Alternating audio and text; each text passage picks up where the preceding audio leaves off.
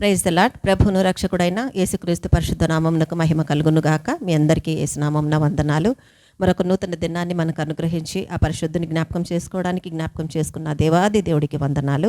ఈ దినమునకు గాను దేవుడు మనకు అనుగ్రహించి వాక్యపు వాగ్దానము కీర్తనల గ్రంథము 116వ కీర్తన 5వ వచనమును దేవుడి రోజు వాగ్దానముగా మనకు అనుగ్రహిస్తున్నారు. ఆ వాక్యము, యెహోవా దయాళుడు, నీతిమంతుడు, మన దేవుడు వాత్సల్యత కలవాడు అని దేవుడు మనతో మాట్లాడుతున్నాడండి. ఆయన ఎలా ఉన్నాడు?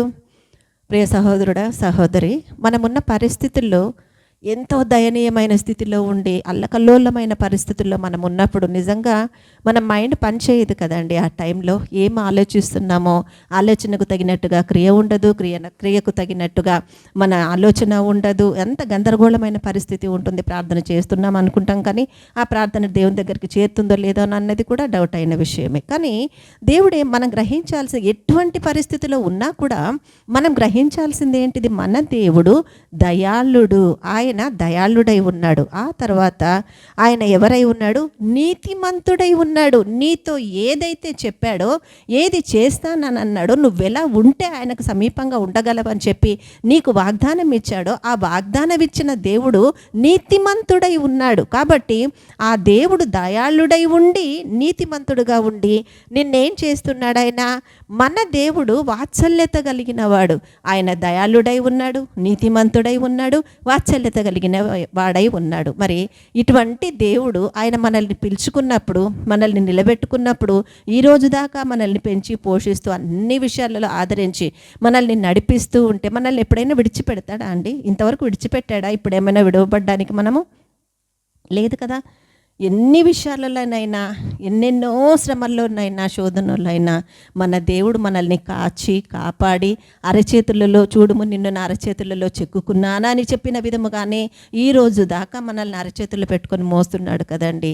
ఆ పరిశుద్ధుడికి ఏమాత్రం మనం కృతజ్ఞత చెప్పగలుగుతున్నాం? ప్రతి విషయంలో పడుతున్నాం, లేస్తున్నాం, ఆయన సహాయం అందుకుంటున్నాం, బయటికి వస్తున్నాం.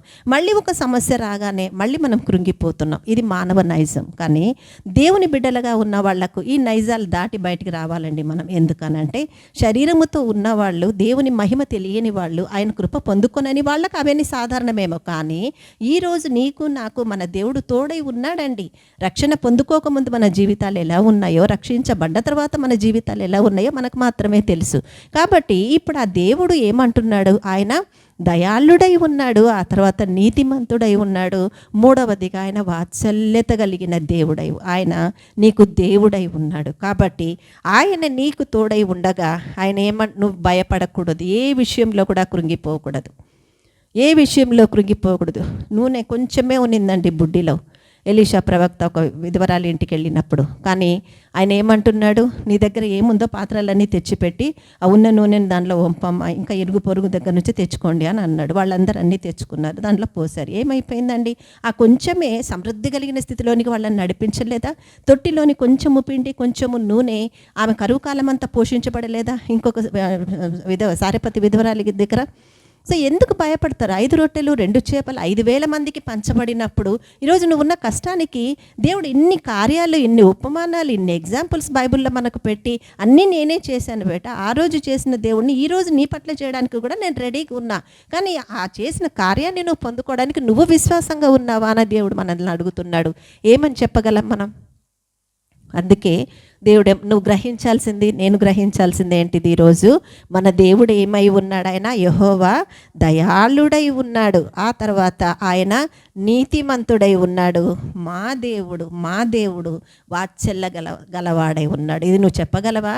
నా దేవుడు దయాళుడై ఉన్నాడు, నీతిమంతుడై ఉన్నాడు, వాత్సల్యత కలిగిన దేవుడు. నాకేం తక్కువ కాదు, నాకెప్పుడు ఏది తక్కువ కాదు.